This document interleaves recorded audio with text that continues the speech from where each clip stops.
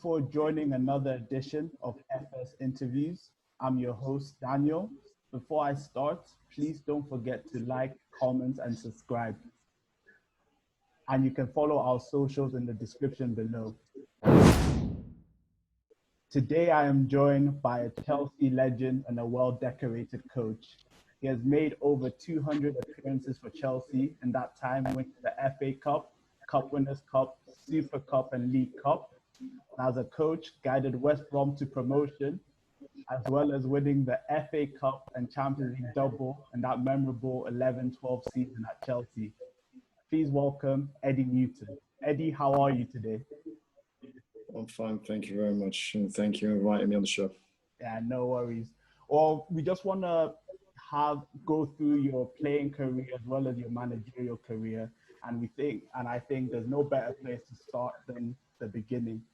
When you started playing football, which players did you try to base your game off, and which players did you look up to?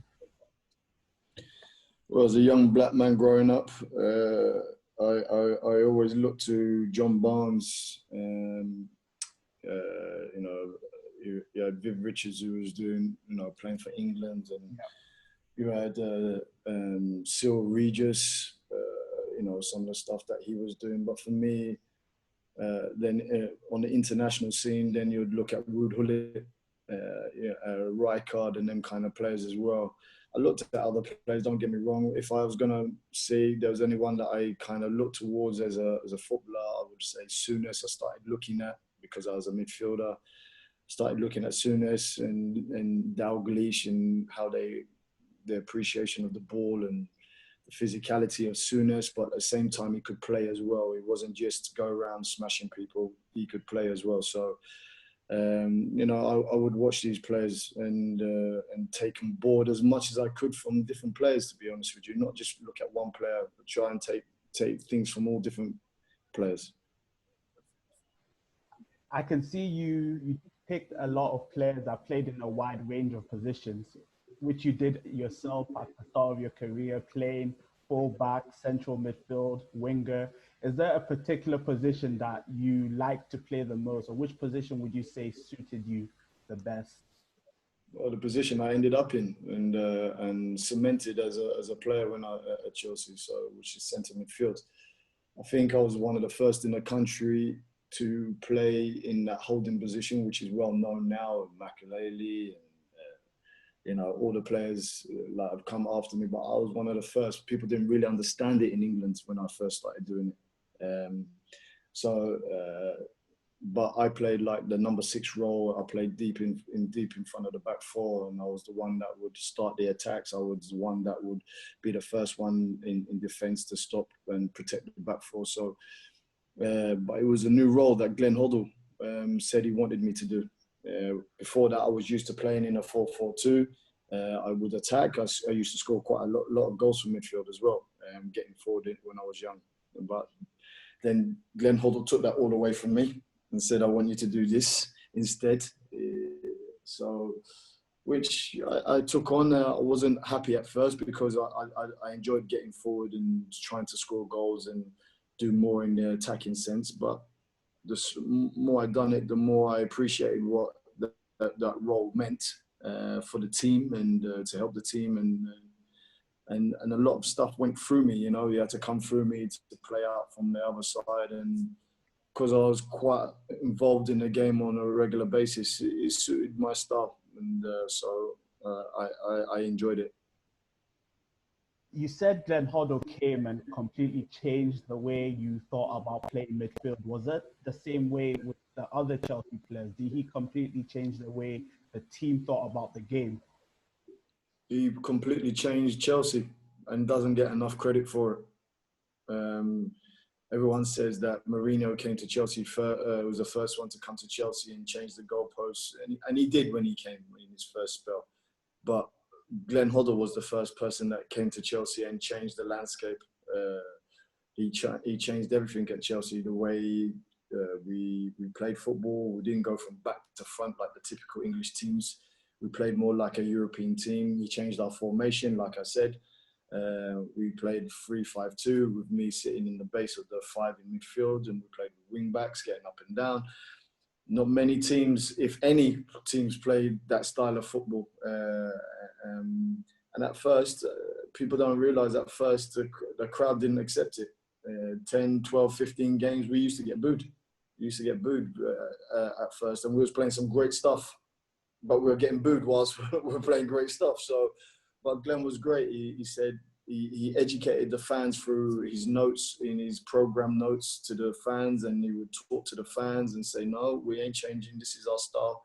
We're going this way. This is the way we're going and why we're going in this direction. And not only that, he changed everything. We brought masseurs to the club for the first time. Nutrition, the way medically we were setting up was different. Tactically on the pitch, we were different. Training methods were different. Everything was different. He went to Monaco, and he just learned so much over in Europe, and he brought that into the English game. And which we all benefited from it, but I massively benefited from that education of him coming in. Because once you get to first team level, sometimes coaches stop coaching. It's just about winning 3 points. But Glenn kept on coaching. He still coached you. And some of us were still young. We still needed coaching, We still needed coaching.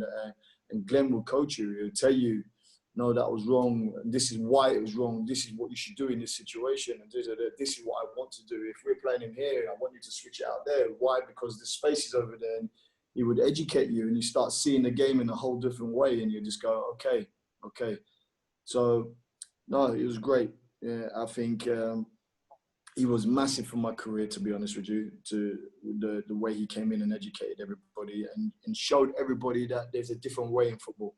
And I always knew it inside, but if you come in day to day and nothing else is being taught to you, then you just think that's it. But I used to say there's got to be more than this.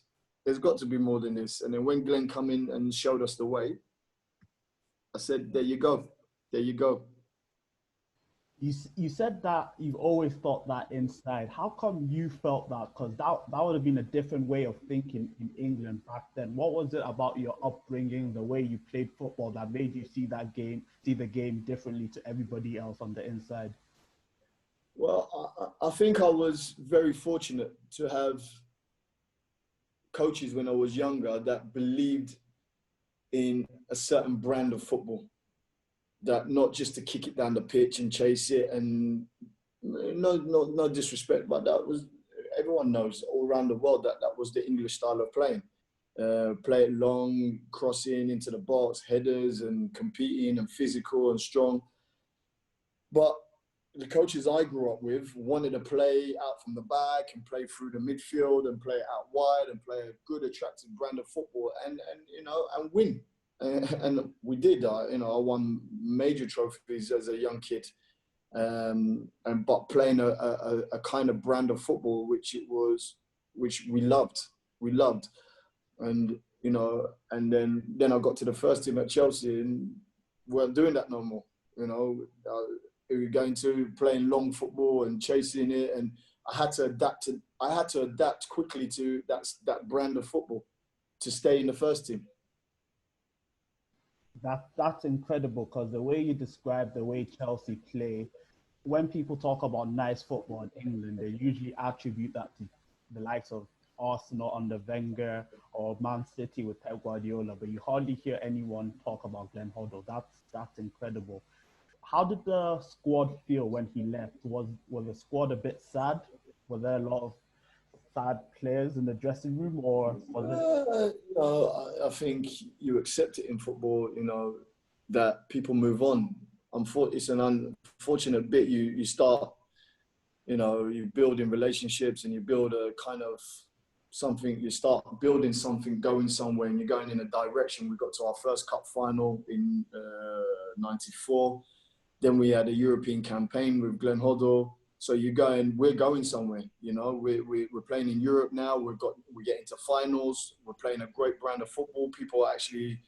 taking us very seriously now, and like different, and then we're attracting different players to the club. You know, Mark Hughes coming, you know, like all these different, and then Ruud Gullit coming to the club. You know, these players are coming. You know, my idol walks in the door, and I'm looking at him like, what are you doing here?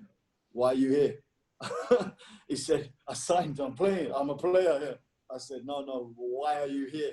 Because I'm a player here.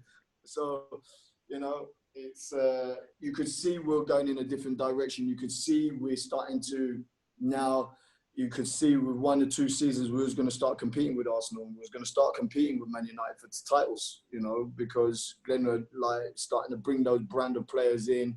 We had a real strong unit of homegrown players. We also had a good philosophy and a strong belief in our philosophy. So, which he had built over 2 or 3 seasons already. So therefore, you start thinking this, and then obviously he got the England job, and no one could say anything to him. You know, it's not many times you're going to be offered the England job. So everyone understood that. It's a shame because we was moving in the right direction. But the simple fact is that Ruud Gullit took over and continued the process. When Ruud Gullit took over, like Glenn, he was a player manager. I think after Ruud Gullit left, Gianluca Vialli came in as a player manager. How was it? How was the relationship between the players and the manager? Because he's a player and a manager. You don't really see that in football nowadays. So how was it dealing with that? I think Rudy in more side, I think he dealt with it a lot better because it's difficult. It's really difficult to be a player manager, and I think they don't really. But I think Ruud Gullit had the personality to pull it off. You know, obviously there's some contentious times and decisions, and he's playing on the same pitch and like in the same change room, and then going out with the players, and he's dropped a player that they're not happy. It's difficult, very difficult situation for, you know, it's a no-win situation, to be honest with you. It's a no-win situation. So I would never ever do player manager, never, ever. I don't know how they've done it, to be honest with you. But I think, sorry, I've lost his name. Vialli. I think he struggled with it. I think he struggled with it at certain times because of the relationships that he had already forged with some of the players, and then his managerial decisions went against the grain. And I think that was very difficult for him. Would you say that was the catalyst to Chelsea not really pushing on for the league? Because as you mentioned, you had a European campaign, you made the FA Cup final, you won plenty of cup competitions in the 90s, but Chelsea didn't really make that step to actually challenge the likes of the United, the Arsenal. Would you say that was the reason, or would you say there was other reasons involved in that? No, I think you got to remember Ruud Gullit is his first managerial job. Vialli is his first managerial job. You know, so it's very difficult for them to step in and then start competing with Alex Ferguson, who's been at the helm for 15 years. And before that, he was at the helm at Aberdeen. He's been there, he's seen it, he's done it. He understands how to win championships. He knows how to get the best out of his players. So I think that all goes as, again, Arsene Wenger on the other side. He's been a manager so many years. He knew how to get the best out of his players, you know, and how to do things. So, you know, it's the transition from being a player to a manager. Everyone thinks it's easy, but it's not easy. It's not easy at all. What do you call it? It's a total different discipline, and people still don't get it. They just think because you were a great player that automatically means you're going to be a great coach. The two things don't tally up. Yeah, you really see it. If you see, like when they link players to the jobs, For example, with Liverpool, the linking Steven Gerrard with the Liverpool job. Don't get me wrong, you might become a brilliant manager, but like you said, just because you're a brilliant player doesn't mean you'll go on to be a brilliant manager. During the 90s, despite not making that step to win the league, Chelsea were a brilliant cup team, winning 3 cups in a year. What was it inside the dressing room that led you to win the FA Cup, the Cup Winners' Cup, and the League Cup? I think Chelsea were the first club in this country, in my opinion, and it's only in my opinion, that were able to incorporate foreign players into the dressing room and homegrown players, and it worked. Because I know in a lot of other clubs it didn't work. It really didn't work because some clubs were too English, and when a foreign player came in, they just found it very difficult to adapt to the English ways, and they were so used to some European things, and so it just didn't work. But Chelsea, like obviously being in London, being in a very multicultural area, adapted to those things and would listen to the European players when they came in and said, look, why haven't you got this? Why don't we have this in the club? And da-da-da. And then 2 weeks later, 3 weeks later, it would be, if they think it was worth it, it will be adapted into the club. And the club started to grow. And then obviously we had a strong core of young players, English players that had come through the club. Andy Myers, Frank Sinclair, Michael Dewberry, myself, Craig Burley, and like Jason Cundy, David Lee on the outskirts, Graham Lasso, Damien Matthews, we all came through the club at similar times. So there was a very big core of players, and we had a culture at the club. And like, you know, if a European player came in and tried to stamp his authority because he'd been at a big club, he would be put in his place very quickly. This is Chelsea. We do things the Chelsea way here. Don't care what you want. We respect what you want. We respect what you want, but this is Chelsea. Simple. Nah, you always have to stick to traditions. That's important. And I think the 1997 FA Cup final, it links together everything you said, because one of the goal scorers was an international player, a European player, and the other goal scorer was yourself, a homegrown player. How was the feeling of scoring and playing in the FA Cup final? Not many people can say that. Not many people have that on their CV. That must have been amazing. No, it was, and not many people know that I was carrying an injury in my knee. You know what I mean? It was after the game, my knee had blown up massively. It was massively swollen, and I had to go and have an operation in that summer after that. So, but for me, it was an amazing feeling playing in that game. You know, Robbie scoring that first one, that, you know, settled the nerves. Scored an amazing goal, and then after that, it settled the nerves, and then we started to play our brand of football. I think we had a couple of occasions where I think we could have gone ahead even further, but then obviously at the end of the game, I was able to double the lead, and that was it. It was over. And, you know, I just remember 94 cup final, myself and Frank Sinclair gave away penalties, and that was a difficult pill to swallow for both of us. But, you know, if you have to learn in football, as in anything in life, you know, the journey's not always smooth and it's not always going in an upward scale. So, you know, we got to our first cup final. I thought the first 60 minutes we were dominating the game against Man United, and we should have been in front, but we didn't get the goal. Then I done the first penalty, Frank done the second penalty, game over, finished, and everyone put their heads down and they scored another 2 and they won 4-0. Then to be able to go back in 97 and then, you know, go and win it and score was the, you know, it just got rid of all of them demons out of the closet, and that was it. It's over. And that's why top footballers always go to the top, because their mindset is very strong, you know. because some people, if they gave a penalty away in the cup final, that's them. They're finished, mentally finished. Not means they're a bad player anymore, but mentally finished. They won't be able to compete at that level no more because they're mentally finished. If you can stay strong and keep working and keep working on the process to do what you need to do, you're in a good side and people believe in you and help you, you have a chance to get back. And when I got back, I took my opportunity. So it was an amazing feeling. That must have been amazing. But then, as you said, you got injured, you had to have an operation.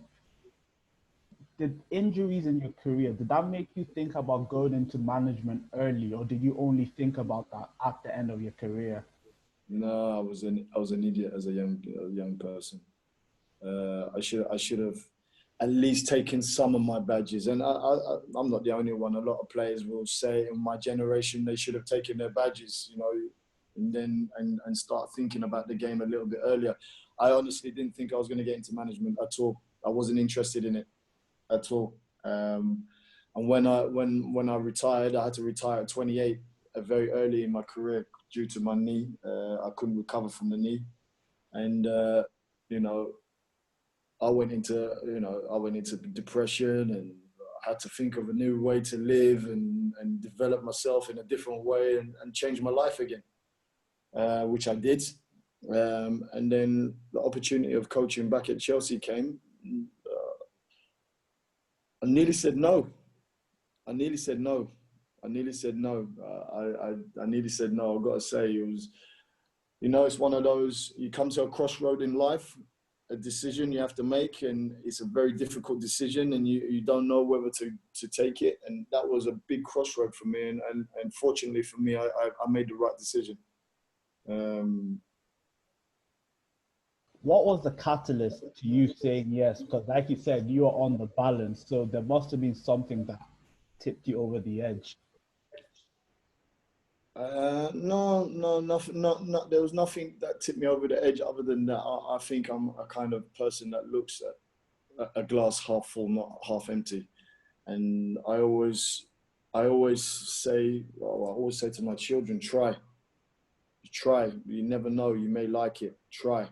You know, you can always walk away afterwards, you know, but give it a good go, try, and see what the outcome of it is. And so if I have to say that to my kids, I have to be able to do it myself. So, you know, my mum brought me up to be a positive person, to look at things in a positive way and try things. So that was the catalyst. I remember sitting in the taxi outside Hoddle where Chelsea used to train.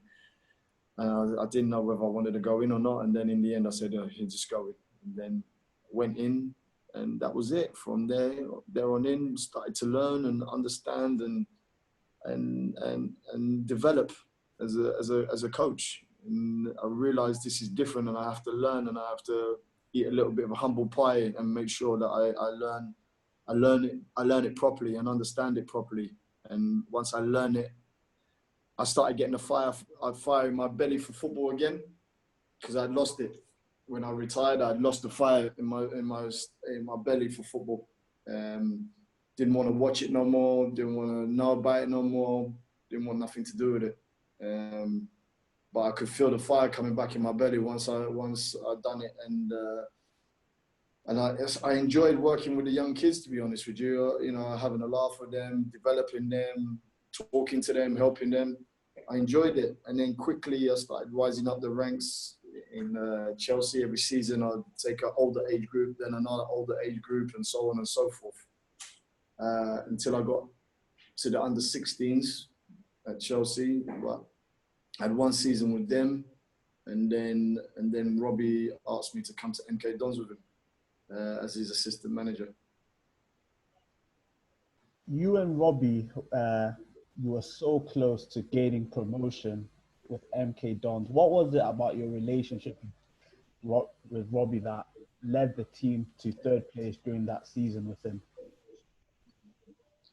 I think what the relationship was, that Robbie understood that I had been coaching quite a long time when he met me, and he could have easily said, no, I'm the manager, I'm going to lead on training, I'm going to lead on this and that. but he was sensible enough to understand that he allowed me to take the lead in the coaching and all the stuff at half time and everything, because I'm used to it. I know what I'm done. I've done it all, and Robbie hadn't done that yet. So I think our relationship was good in that way, and like the way we planned for games, and he would listen to me. Even if I said something that he wanted to do, and I say, no, I don't think we should go that way. He would listen and say why, and then I explain, and then if he saw sense in it, he would say, no, I understand that now, or maybe we should go in a different way. What way should we go? And then we'll plan that way, because some managers, you tell them your opinion and they will just stick hard and fast to their own opinion. Regardless, even if yours makes more sense than theirs, they'll stick hard and fast to their opinion. So that was the good thing about our relationship, and there's times where I would plan something and he'll go, I've been watching the opposition and they do this. Like a simple thing like, I'd say we'll show the opposition outside, away from goal, and then he'll say, no, they look to knock the ball long in behind. So if we show them outside, they'll keep knocking the ball long into it and cause us problems. I think we should change and show inside. I went, actually, that's a good shout. Little things like that, and you may think it's a little thing, but it's a big thing in football, And I remember going away to Swansea, and we beat Swansea away from home. And it was a good victory, and we had stopped the way they played, and they couldn't adapt. So it was good. It was really good. You said you built up a trust with Robbie over in MK Dons. So when Chelsea sacked Andres Villas-Boas and he's promoted to be the manager, were you expecting that call from Robbie deep inside, or did you not think anything of it? I didn't know. You're at Chelsea. There's a wealth of coaches at Chelsea. And there's loads of people that Robbie knows that he could have brought in. But Robbie picked up the phone literally, I don't know, hours after he got the thing and said, "Listen, pack your bags and come down now." Would you call it? He goes, "I'll see you tomorrow morning. We'll talk more tomorrow morning." That was it. Over. Done. And went to Chelsea, and I can't believe I'm back in again. I can't get away from this place. You know what I mean? So, it was great coming back in. And obviously the success that followed was, no one could have even envisaged that happening. But that's what happened. And, it's great memories. And again, no one can take them away from you. So, you say no one could have envisioned that happening. When Robbie comes in, Chelsea are 3-1 down in the first leg against Napoli. Me as a fan, I thought Chelsea done. They're done. There's no way they're coming back. How did you rally the troops to actually believe that they could come back? Because not many teams have overturned a 3-1 deficit. I think what we done, we started talking to the dressing room individually. So, and started talking to them like human beings, not like pieces of meat to go out and play football. We started talking to the person. When I'm speaking to Didier, I'm speaking to the person. I'm not speaking to the persona. I'm speaking to the human. It's different. I'm not speaking to his persona like everybody else is. I'm speaking to the person direct. I want to know about your family. I want to know about your children. How do you feel? How do you feel what's going on around here? Well, give me your perspective. You're a top player, speaking to JT, who I had a big relationship with already. JT used to be my boot boy when I was growing up. Now he's one of the top players in the country. I want to know what you're thinking. Ashley Cole, what are you thinking? We had top players, and we needed to know what was going on, And we went around the room and tried to, get to know the players as much as possible, and try and get into their heads and start building a relationship and building a togetherness again. And that's what started to happen. And what happens, you got Branny, Ivan. He's like a warrior, and like when these boys, when their backs up against the wall, they knew how to roll their sleeves up and and to have a fight and to go to war. And they did that night. I mean, they dug so deep that night. It was amazing. It was amazing. And I knew after that, we've got something special here. We've got something special here, and we need to make sure that we stay on top of this, because what I just witnessed tonight, there's not many teams in the world that can do this, you know? Not many teams that can do this. So, and you've got to remember that core of players have been together: Lampard, Didier, JT, Petr Cech. That core, that spine, have been together for the best part of 10 seasons. 8, 9, 10 seasons. They've been in Europe. They've been together. They know each other. They don't even have to look at each other. They know which runs they're going to make. But it was pulling it together and making sure that they could do what they do together, not as individuals, play together. And that's what happened. And slowly but surely, they started to come together as one.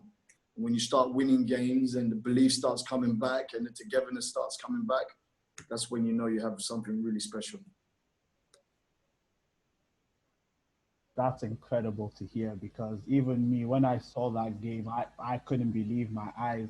But when Chelsea drew Barcelona, I was thinking, this is it, because Barcelona then, they were the best team in the world. That 10-11 team, we saw what they did to United at Wembley. You beat them at Stamford Bridge. You go back to their own turf, 2-0 down, Cahill out, comes off, Terry, red card. Were you thinking, over? Or did you think, because of Napoli, these guys can do it? No. I looked up into the sky and went, thanks God, it was a good run. It was a good run. I enjoyed myself. Thank you. I said, it's over, but yeah, thank you. And then obviously Fernando goes and does what he done at the end of the game, which was amazing. And I was actually screaming at him to get back and help the team, because we were defending for our lives. And then Ash, as I was screaming at him, Ash kicked the ball long, and I just saw Nando going all by himself, and I was like, oh my God, 1-on-1. And then he went round the keeper, and that was it. And an amazing night, you know. But everyone remembers Fernando's goal, but the goal that Ramirez's goal, when the first goal, the chip, well, oh my God, what an amazing goal that was. Amazing. The pass was even... the ball from Lampard into him, breaking the lines, getting in behind, and then he just dinked the keeper. I screamed. When he done it, I screamed. I went, oh my God, what a goal. You know, but you've got to enjoy those times. If you don't enjoy those times, you're never going to enjoy football. You're never going to enjoy football. That was amazing. Rami, what a goal that was. Always remember that. What a goal. Great goal. And that must have given you belief to go on and win the Champions League, because it was as if there was a running theme with Chelsea throughout that season. Against Napoli, backs against the wall. Against Barcelona, backs up against the wall. And then you play Bayern Munich in the home ground. How did you get into the players' heads to believe once again that we can go to the ground in the Champions League final and we're going to win this? Well, it's not simple, but you say to the players, like, you can't have done what you've done against Napoli and Barcelona and then just fall apart here. You can't do that. You know, you've been to finals before, but this journey has been, you know, it's been an unbelievable journey, you know, where you've had to fight like so many different factors. As you said, in the semi-final, losing Cahill to a hamstring, losing J2 to a red card, then going 3-1 down at Napoli away. You got to remember, Ashley saved us from going 4-1 down. He came on in late in the game in Napoli and kicked the ball off the line.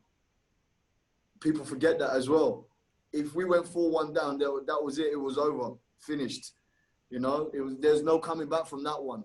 So you got to understand that there's so many circumstances to get to this final.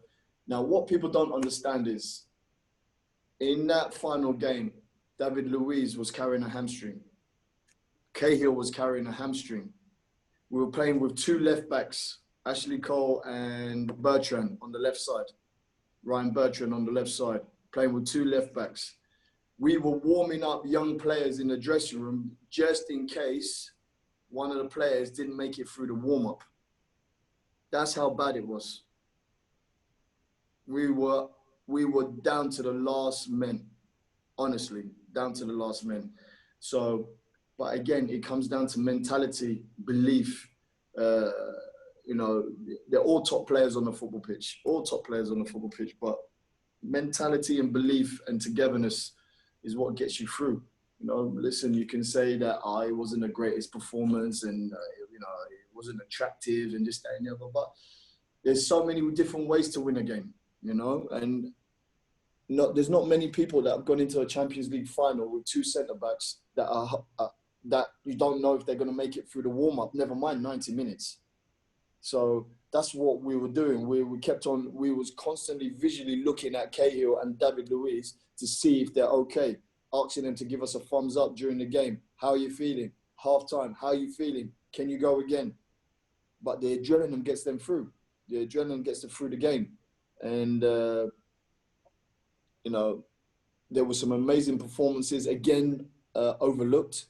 I think John Obi Mikel, a lot of people overlooked his performance in the final. He was amazing. For me, man of the match, without a doubt. I don't care what anyone else says. He was man of the match.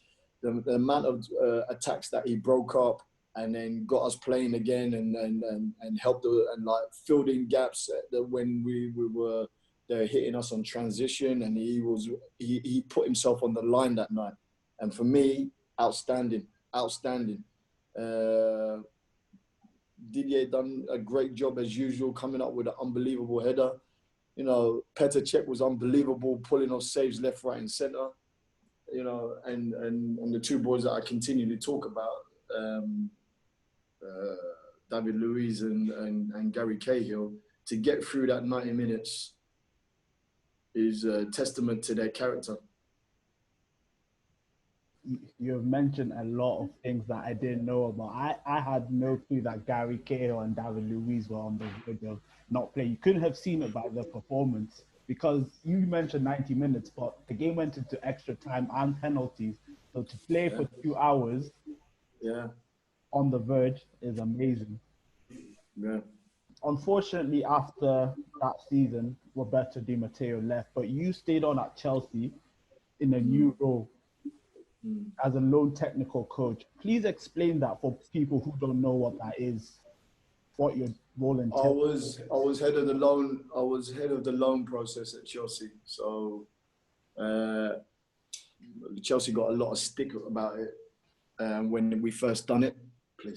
When we first done it, because they said, well, we're farming out players and we're buying loads of players and we're farming them out and this, that, and the other. But what we're trying to tell everybody, we're trying to help our young players improve, because they're not getting games here, or the standard of the game is not good enough here. So we wanted to put them in different environments, in Germany, in Italy, in the Championship.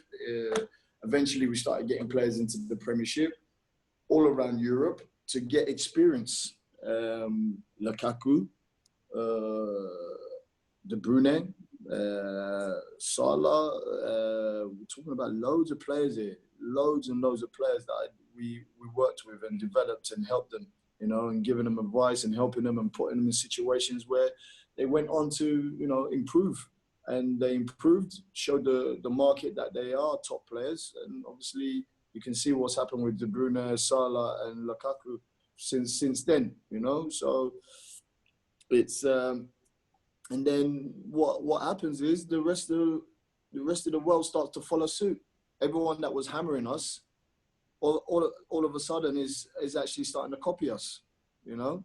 I remember going to Juventus to do a loan visit to one of our players, and Juve were fantastic. We sat down with the head of the medical, the head doctor. We sat down with the liaison officer. We sat down with the manager, and we went through everything about the player. And they rang up our technical director afterwards and said, what you're doing is an amazing job and we're going to copy you. Man City then rang as well and said, we heard what you're doing. We're going to copy you. And like they're saying, don't worry what the press is saying, and don't worry about what it's the future.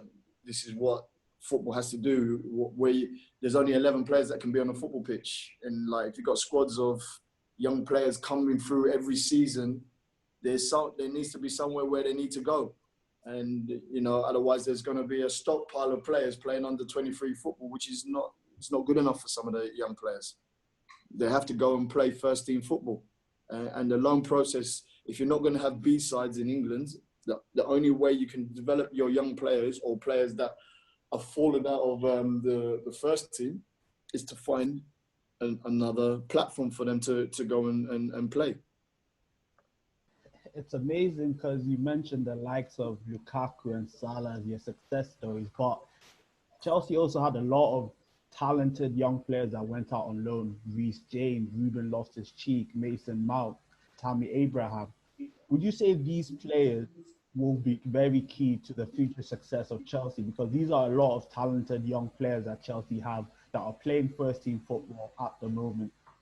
They can be. You know, it's another nucleus of all young players coming through from a club, and it's, you know, the academy done a good job with them. And then I took it to the next level when you take it. They go out on loan. You visit them. You tell them, and you keep helping them what they got to do at senior level, because sometimes young players, when they're really talented, when they're young, they get away with a lot of things in under 23 football, but then they go into first team football and they try them same things and they don't get away with it no more, because you're playing up against senior players that have seen it and that doesn't work at senior level. So that's why the loan process was so important, to have coaches. It wasn't just myself. It's Paulo Ferrer, Torre, Andre Flo. We had Christophe Lolichon, who's a goalkeeper coach, very experienced goalkeeper coach who won the Champions League with me as well. So, you know, you got a wealth of knowledge as coaches supporting these players, you know, when they're going away. So and we you know, we've done a lot of stuff with them, you know, for analysis work. They got sent videos, visiting them, video meetings with them, everything.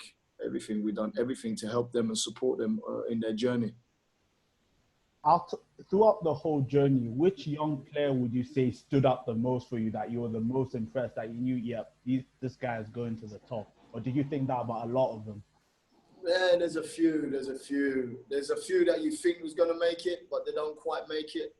And then there's others that you go, there's something a little bit special on you.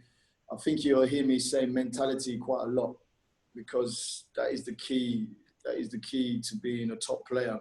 And I think, you know, I remember sitting down with Mason Mount. I hadn't had much contact with Mason until he came onto the loan process. I didn't really see much of him when he was playing in the academy, and I put my hand up. I didn't have much thing. But when he went on loan, he went to Vitesse on loan in Holland, and I sat down and had my first meeting with him. And I walked away from that meeting very, very, very impressed with this young man. He was very one-track mind. I know what I want.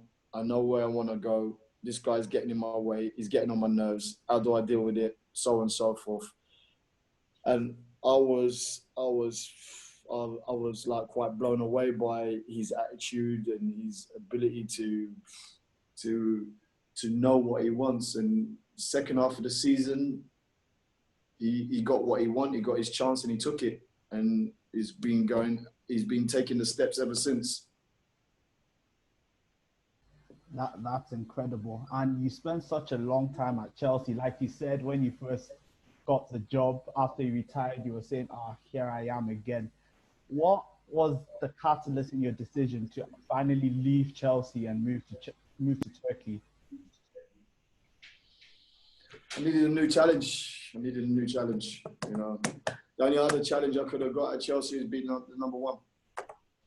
Fair enough. And at the moment this season, you're 4 points behind first place with 4 games to go. How's the feeling in the dressing room? Do you feel like you can win the league? We'll see. We'll see. You know, we've got some senior players, but we've also got a lot of young players that haven't been at this level before.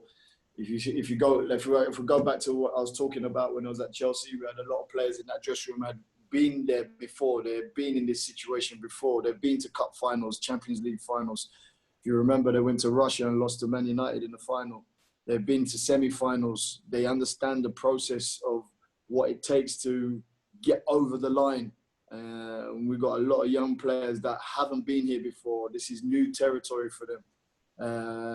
And there's a lot of, you know, guiding and telling and talking and helping players out in the dressing room to focus their mind on the job at hand and not worry about the external factors like what's happening in the press, what's happening in the social media. But it's difficult to control that because social media is massive now. And, you know, the players are all into it. They're all onto Twitter, Instagram, whatever platform. There's too many platforms for me. I'm an old man. But, you know, they're all into it. And the problem is they start seeing all the comments, the negative comments when, you know, in Turkey, if you win, you're king. No one can touch you. If you lose, they want to run you out of the country. There is no middle in Turkey. You're either rubbish or you're the best in the world. There is no middle. There is no middle. So it's very difficult for some of the players to be bouncing from one thing to another. One time, the social media, we're the best players, we're the best team, we're this, we're that. To the negativity when you draw a game that you're rubbish, get rid of the whole team, it's rubbish, start again next season, It's very extreme in opinions here. So it's very difficult for some of the young players to deal with it. The senior players have been here before, they know it, they understand it, they can get on with it. But to drive the young players with you at the same time is very difficult, very difficult. Before I leave, there's just one more question, which I feel as a black man is very important to ask you. Throughout football, you hardly see a lot of black coaches or black managers in the highest position. Do you think that there's been a lot of changes, a lot of actions, a lot of steps to change that? Or do you think a lot more needs to be done? No, I don't think there's been a lot of changes. I think everything was just hot air. I think people say things what they need to say for the sake of the time when it's being brought to light. They say what they need to say. There's some little things that get done, but then it all goes away, and then everyone goes back to normal again. And then that glass ceiling gets put back in place, and you can't get through. So no, I don't think there's enough being done. I think it's all gestures, small gestures, and it's not enough. It's not enough. It's not nearly enough. It's not nearly enough. That's very unfortunate to hear, and something needs to be done, and I hope something changes very, very soon. But Eddie, I just want to say thank you very much for taking your time to join us. Really learned a lot and enjoyed talking with you. No problem. Pleasure. Enjoy myself as well. Take care. Take care. See you.